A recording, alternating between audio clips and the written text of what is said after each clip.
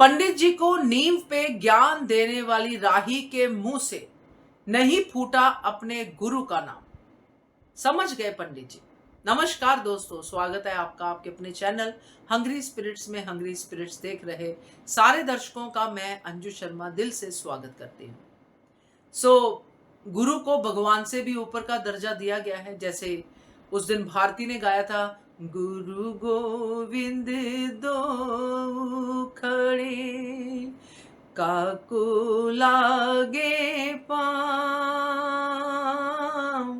बलिहारी गुरु आपने गोविंद दियो मिलाए। तो ये उस दिन भारती ने गाया था। तो ये बहुत सिग्निफिकेंट दोहा है और इसकी जो भी परिभाषा है जैसे भी समझी जाए, अल्टीमेटली यही आता है कि गुरु ही गोविंद को मिलाता है। गुरु ही वो जरिया बनता है जो आपको भगवान से मिलाता है। गुरु ही वो होता है जो आपको कला से मिलवाता है और कला ही भगवान है। अनुपमा घुंघरुओं को चूमती है, सर पे लगाती है, विद्या को चूमती है, सर पे लगाती है। अनुपमा इस सब वैल्यूज को जानती है और ये वैल्यूज उसने हर बच्चे में डालने की कोशिश की, मगर रिसीवर कमजोर हो तो क्या ही कर सकता है कोई भी। तो आज जब मनोहर जी पूछते हैं तुम्हारे गुरु का नाम क्या है, क्यों नहीं फूटा अपनी मां का नाम, क्यों नहीं कहा मेरी मां मेरी गुरु है। बात करते हैं क्योंकि इसने लेक्चर तो बहुत दिया नीम के ऊपर पंडित जी को। पहले वही निवेदन, जिन्होंने अभी तक चैनल को सब्सक्राइब नहीं किया है कर लीजिए। साथ में दोस्तों बेल आइकन दबाइएगा ताकि आपको हमारे वीडियोस के नोटिफिकेशन मिलते रहें।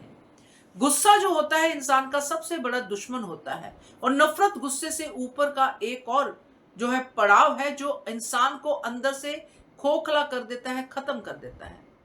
तो राही इसीलिए खत्म हो रही है क्योंकि वो अपनी नफरत को कम करना ही नहीं चाहती है। वो भी मां से नफरत, वो भी अपनी गुरु से नफरत। कुछ भी और ले लो, बर्थ नहीं दिया अनुपमा ने। अनुपमा ने 7 साल की राही को पाला।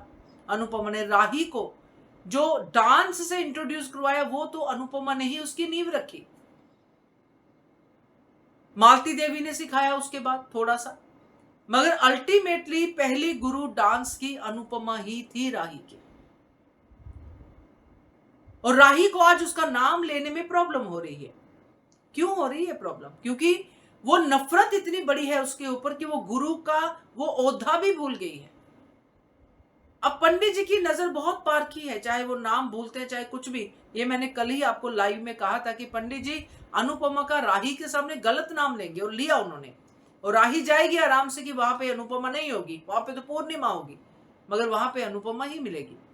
तो ये आमने सामने होने वाले हैं आने वाले समय में। मगर पंडित जी आज समझ गए कि अभी थोड़ी देर पहले तो ये लड़की कह रही थी कि नींव मजबूत होनी चाहिए, नींव पे सब कुछ डिपेंड करता है, वो सब बातें बोल रही थी। अभी थोड़ी देर पहले इसकी जिसने नींव रखी डांस में, ये उसका नाम नहीं ले रही, तो मतलब गड़बड़ है।